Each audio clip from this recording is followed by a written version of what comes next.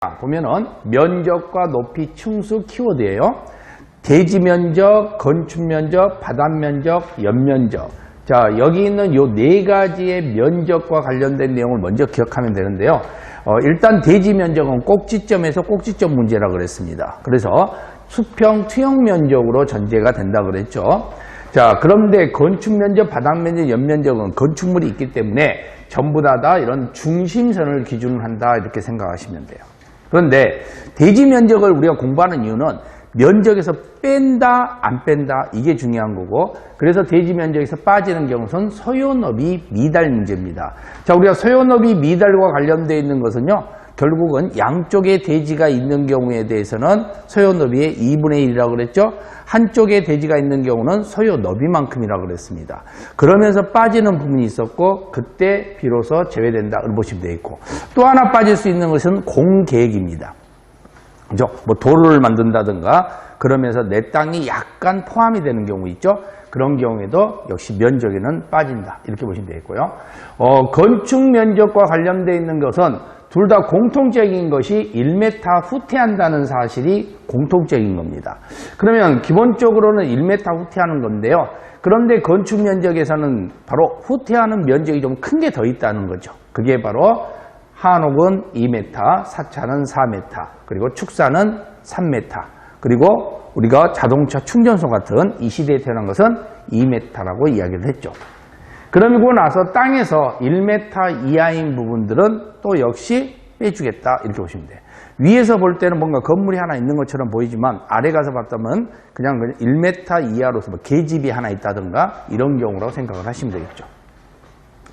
바닥 면적과 관련되어 있는 것은요, 일단 공통적인 형태로서는 1m 후퇴라고 보시면 되고요. 그 외의 경우에 대해서는 바로 수평 투영 면적에서 근거가 되는 플로티, 발코니는 1.5m, 다락은 높이죠? 1.5m, 층고의 기준이라고 그랬습니다. 경사는 1.8m.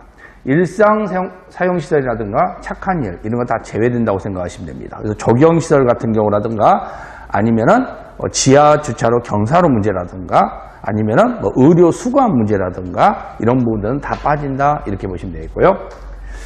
연면적은 용적률과 관련돼서 구분하셔야 되는데요.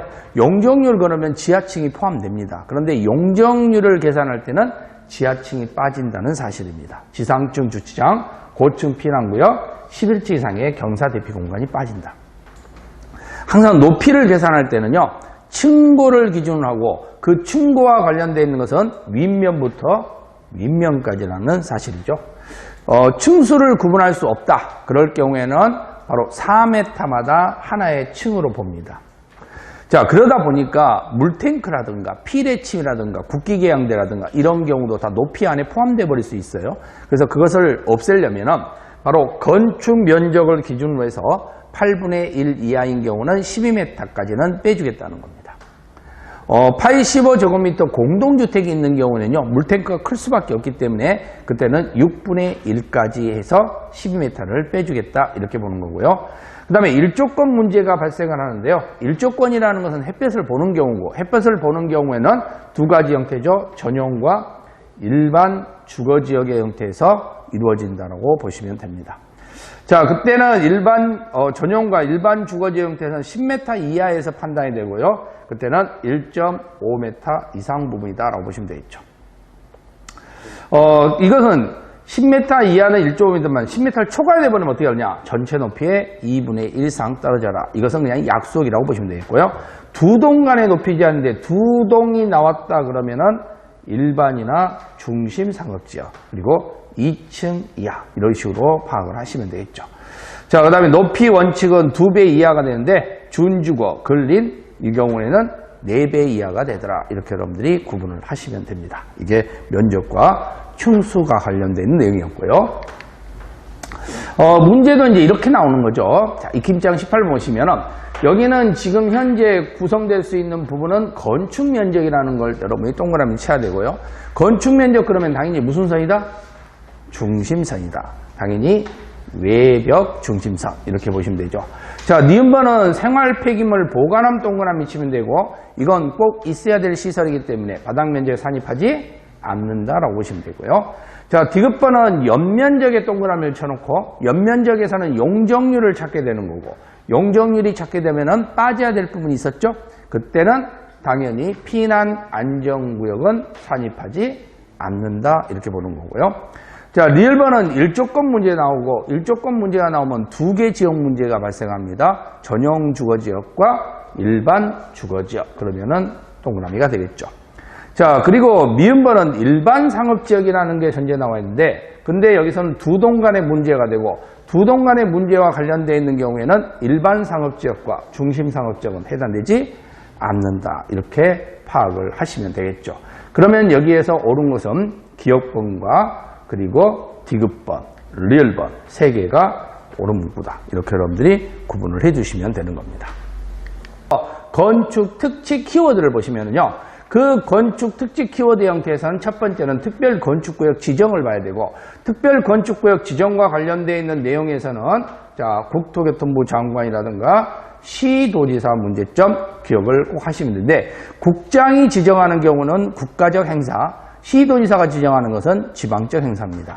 그때 예외적인 형태로서는 접계보자라고 그랬습니다. 그래서 접계보자 이게 특별건축구역이고 특별건축구역은 희한한 건축물을 만들기 때문에 그 건축물 자체가 넓을 수도 있고 높을 수도 있습니다. 자, 그러다 보니까 결국은 이 지역에서는 건폐율, 용적률, 높이라든가 이런 여러 가지 제한을 두게 될 겁니다. 그럼 그런 제한 쪽에 다 걸려버리기 때문에 만들고 싶어도 만들 수 없게 되는 거예요.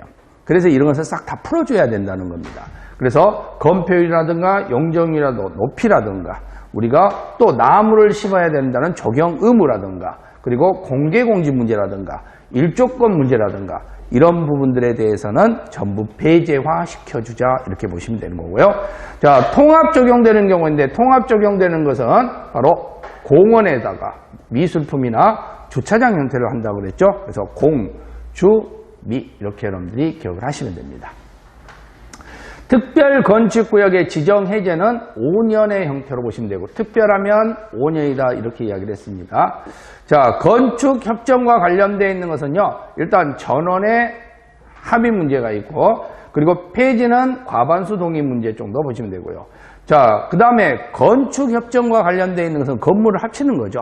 자, 건물을 합치다 보니까 여러 가지 형태들이 합쳐질 수밖에 없다 그랬습니다. 그렇죠? 그래서 대지와 적용과 대지와 그리고 도로에 관련되어 있는 문제점도 결국은 하나의 도로에 건물 하나가 세워지는 거라고 보시면 되는 거고 그 다음에 우리가 주차장과 관련되어 있는 문제 지하주차장 같은 경우 있죠. 거기는 하나의 통째로 지하주차장을 활용을 한다든가 조경적 시설도 마찬가지로 하나 한다든가 뭐 하수도와 관련된 시설들도 하나를 한다든가 하지만은 계단이라는 경우는 없다라는 것 정도만 기억하시면 되겠고 결합건축은 체결하고 폐지 문제가 있는데 이때는 전원합의라는 형태로 보시면 되고요. 특별 가로구역은 신경 쓸 거 없다고 그랬죠. 자, 그 다음에 이행강제금은 허용 건실, 자, 무허가라든가 용적률 초과 문제, 건폐율 초과 문제, 무신고와 관련된 문제라고 그랬습니다. 그때 190, 80, 70 순서로 이루어진다고 그랬고 문서로 계고한다 1년에 2회 그리고 주거용 60제곱미터 이하 소형인 경우에는 2분의 1 감경이고 그때 조례로는 100% 가중이 가능하더라. 그리고 이미 부과된 것은 징수하라 그러겠습니다. 자, 건축 분쟁 전문위원회인데 분쟁이 일어난다 그러면은 분쟁과 관련되어 있는 문제점에서 주의를 해야 될 것은요. 일단은 분쟁이 생길 수 있는 사항은 관계자들입니다. 그리고 또 하나 문제될 수 있는 것은 바로 피해받은 주민들이 되는 겁니다. 그러면 해당되지 않는 경우는 어떤 사람들이냐? 행정기관이죠. 그래서 우리는 행정기관은 허가권자, 신고수리권자, 지도원 이 사람들은 분쟁하고는 상관이 없다. 대신 분쟁 전문위원회는 국토교통부에 둔다고 보시면 되겠죠. 자, 입김장 19번 문제 보시면요. 건축 법령상에 관한 설명으로 옳은 건 물어봤는데요. 자, 기억번호는 자연공원이 나오는데 접계보자라고 아까 이야기했었죠. 자, 그러면 접계보자 그러면 이때는 특별건축구역으로 지정 대상이 되지 않는다. 지정할 수 없다. 맞습니다. 자, 니은번 관련된 것은요, 바로 폐지 문제가 나오는 거고, 폐지와 관련된, 자, 우리가 체결을 한다 그러면 전원합의라 그랬는데, 폐지를 한다 그러면 과반수라 그랬죠? 과반수 동의 맞습니다. 자, 디귿번과 관련된 것은 용적률 초과가 되고, 용적률 초과와 관련되어 있는 것은요, 1제곱미터 당시 표준액 100분의 50에서 기준이 된다 그랬습니다. 그러면서 100, 90, 80, 70, 허용 하니까 90에 들어가야 되는데 80이 들어간다고 했으니까 틀렸겠고요. 자, 리을번의 문제에서는 강제금에 대해서는 미리 내야 되는 문제가 생기는 게 아니라 결국은 잘못을 했을 때 받아내는 돈입니다. 자, 그러면 잘못을 한 사실을 알면은 징수를 하게 되겠죠. 근데 징수를 해서 보냈는데 연락이 왔습니다. 방금 철거했다고. 그러면 이미 보냈는데 이제 철거했다는 소식을 들었을 때 보낸 걸 멈추게 할 수는 없다는 겁니다. 그런다 해서 그 보낸 걸 찢어버릴 수도 없다는 겁니다. 공용서류는 함부로 찢어버리면 안 되기 때문에 그러면 결국은 이미 보낸 것은 징수하고요. 아직 보내지 않는 것은 중지한다. 이렇게 쓰시면 되는 겁니다. 그래서 이미 부과된 이행강제금은 그럼 어떻게 한다? 징수한지 중지하는 게 아니다. 이렇게 생각을 하시면 되겠죠.